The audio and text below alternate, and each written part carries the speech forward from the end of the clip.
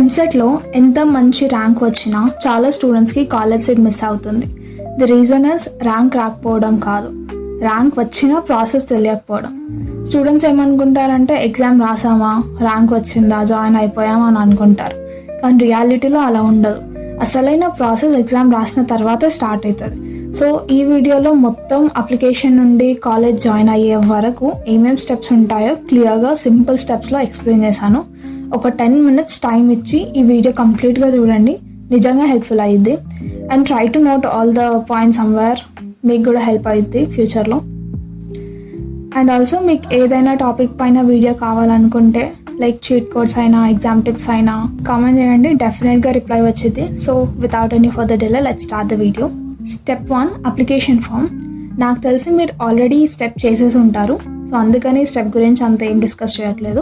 Just మీరు EAMCET exam కోసం register అయ్యి ఉంటారు, that's it. And April 4th is the last date for application, మనకు తెలిసిందే.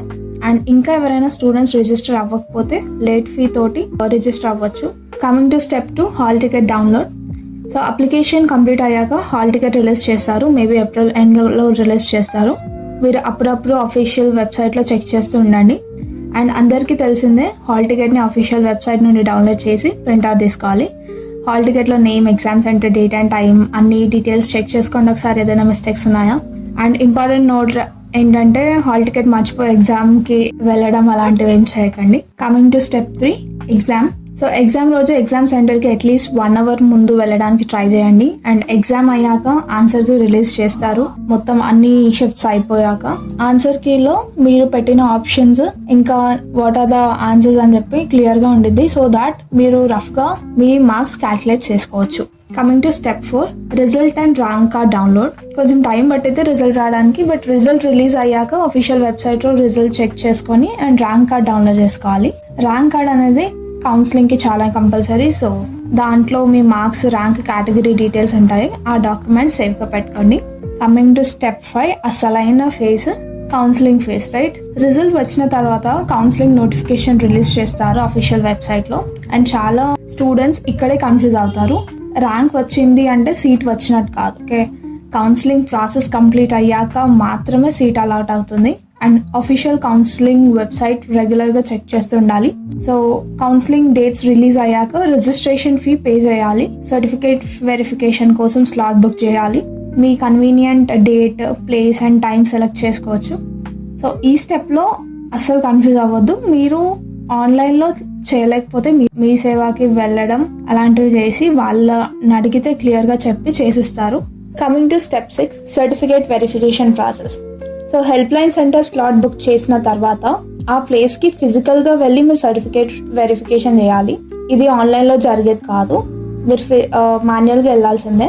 సో మీ దగ్గర కంపల్సరీ ఉండాల్సిన డాక్యుమెంట్స్ ఏంటంటే PSEAP set rank card, hall ticket, intermediate marks memo, SSC memo, transfer certificates, study certificates, Aadhaar card, income certificate updated one, okay, and caste certificate, residence certificate if needed, and PHNCC CAP certificates if applicable. ఇక్కడ income certificate 2026 వాళ్ళు accept చేస్తారు. ఒకవేళ అప్డేటెడ్ది లేకపోతే వెంటనే వెళ్ళి apply చేసుకోండి, because అది రావడానికి టైం పట్టింది. అండ్ ఒరిజినల్ సర్టిఫికేట్స్తో పాటు జిరాక్స్ కాపీస్ కూడా తీసుకోవాలి. అక్కడ మీ సర్టిఫికేట్స్ వెరిఫికేషన్ చేస్తారు అండ్ డీటెయిల్స్ అన్నీ కరెక్ట్గా ఉంటే వెరిఫికేషన్ కంప్లీట్ చేస్తారు. వెరిఫికేషన్ అయ్యాక మీకు ఒక లాగిన్ ఐడి అండ్ పాస్వర్డ్ ఇస్తారు. ఈ లాగిన్ ఐడి అండ్ పాస్వర్డ్ చాలా ఇంపార్టెంట్ అండ్ సేవ్గా పెట్టుకోండి. Coming to step 7 web options. So result వచ్చాక మీ ర్యాంక్ బట్టి ఏ కాలేజెస్ రావచ్చు అని ఒక లిస్ట్ రెడీ చేసుకోండి. వెబ్ ఆప్షన్స్ అనేది చాలా ఇంపార్టెంట్ స్టెప్. సో చాలా స్టూడెంట్స్కి మంచి ర్యాంక్ వచ్చి కూడా టాప్ కాలేజెస్ అనేది మిస్ చేసుకుంటారు. మీకు ఏదైతే ఇచ్చిన ఐడి అండ్ పాస్వర్డ్ ఉందో దాంతో లాగిన్ అయ్యి వెబ్ ఆప్షన్స్ పెట్టాలి. అండ్ వెబ్ ఆప్షన్స్కి అస్సలు లిమిట్ లేదు, ఎన్ని కావాలంటే అన్ని పెట్టుకోవచ్చు. అండ్ 2 to 3 కాలేజెస్ పెట్టి మాకు సీట్ వచ్చేస్తుందని కూర్చోకూడదు, ఓకేనా.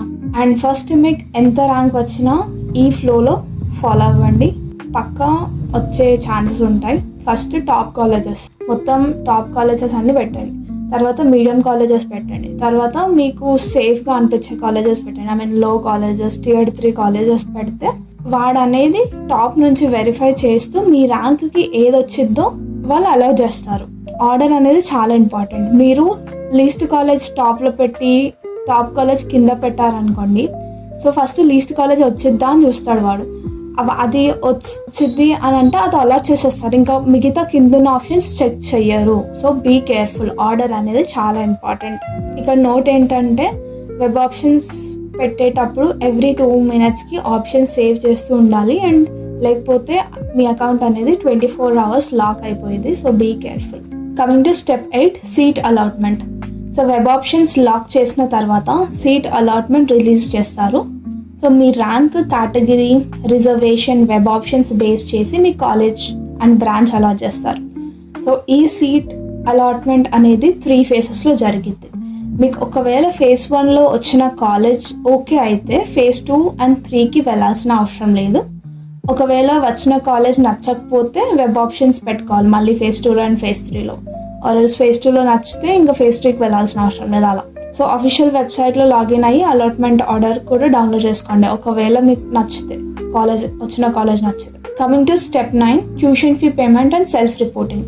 సో సీట్ అలాట్ అయ్యాక అదే అఫీషియల్ వెబ్సైట్లో ట్యూషన్ ఫీ పే చేసి కాలేజ్ని కన్ఫర్మ్ చేసుకోవాలి. వాళ్ళు డేట్స్ రిలీజ్ చేస్తారు, ఆ టైంలో మీరు ట్యూషన్ ఫీ పే చేసేయాలి. అప్పుడే మీ కాలేజ్ అనేది ఆ సీట్ అనేది మీకు అలాట్ అయ్యిద్ది, ఆ కాలేజ్లో మీకు ఆ సీట్ వచ్చింది. సో కాలేజ్ని బట్టి ఫీ డిఫరెంట్ ఉండిద్ది. సమ్ కాలేజెస్లో ఇయర్లీ సమ్ అరౌండ్ 80K ఉండిద్ది, సమ్ 1 lakh ఉండిద్ది, 1.5 lakh ఉండిద్ది. So depends. అండ్ ఆల్సో మీరు SC, ST, BC, EBC స్టూడెంట్స్కి ఇన్కమ్ క్రైటీరియా మ్యాచ్ అయితే ఫీ రియంబర్స్మెంట్ వచ్చేది. అందుకే కదా మీరు ఎంసెట్ ఎగ్జామ్ రాసేది. సో నేను కొన్ని ఎగ్జాంపుల్స్ చెప్తే దాన్ని బట్టి మీరు అర్థం చేసుకోండి. ఒకవేళ మీకు 10K బిలో ర్యాంక్ వస్తే మీ కంప్లీట్ ఫీ రియంబర్స్మెంట్ మీకు వచ్చింది. గవర్నమెంట్ మొత్తం ఫుల్ స్కాలర్షిప్ ఇచ్చింది, కంప్లీట్ ట్యూషన్ ఫీ అనమాట. సపోజ్ నువ్వు ఒక BC కేటగిరీ, నీకు 10K అబౌవ్ వచ్చింది ర్యాంక్ అని అనుకుంటే ట్యూషన్ ఫీలో నుంచి 35K మైనస్ చేస్తారు. 35K నీకు స్కాలర్షిప్ వచ్చింది. సో ట్యూషన్ ఫీ నుండి 35K మైనస్ చేస్తే ఎంత వచ్చిద్దో అంత పే చేయాలి. Hope you get it. Okay. తర్వాత ఇంకా SC, ST వాళ్ళు ఉంటారు కదా, వాళ్ళకి క్వాలిఫై అయితే చాలు ఎంసెట్లో ఫుల్ ఫీ రియంబర్స్మెంట్ వచ్చింది. OC స్టూడెంట్స్కి నార్మలీ రియంబర్స్మెంట్ ఉండదు, కానీ EBC కేటగిరీలో కొంతమందికి ఉంటుంది. సో ఫీ పే చేసిన తర్వాత ఆన్లైన్లో సెల్ఫ్ రిపోర్టింగ్ చేయాలి. సెల్ఫ్ రిపోర్టింగ్ చేయకపోతే సీట్ క్యాన్సిల్ అయ్యే ఛాన్స్ ఉంటుంది. అండ్ సెల్ఫ్ రిపోర్టింగ్ చేశాక నీకు జాయినింగ్ రిపోర్ట్ ఇస్తాడు, అండ్ అది డౌన్లోడ్ చేసుకొని పెట్టుకున్న చాలా ఇంపార్టెంట్. అండ్ ఫర్దర్ 4 yearsలో మీరు స్కాలర్షిప్ని అప్డేట్ చేసుకోవాలన్నా ఇది చాలా important. Coming to step 10, college reporting. So self reporting అయ్యాక ఫైనల్గా రిపోర్టింగ్ డేట్స్ ప్రకారం అలాటెడ్ కాలేజ్కి వెళ్ళి అడ్మిషన్ ఫీ కట్టాలి. సో మీ ఒరిజినల్ సర్టిఫికేట్స్ కూడా సబ్మిట్ చేయాలి.